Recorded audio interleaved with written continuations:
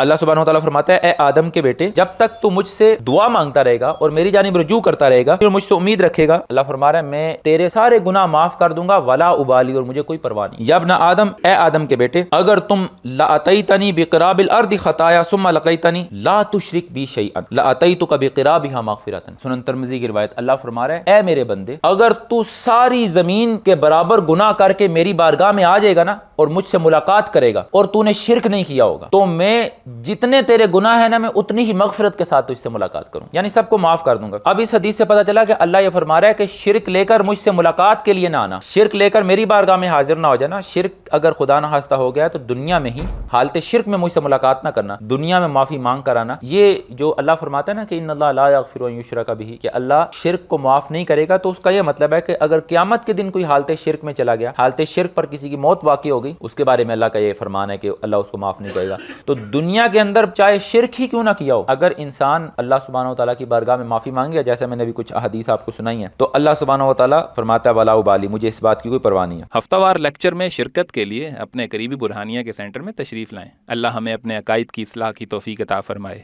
آمین۔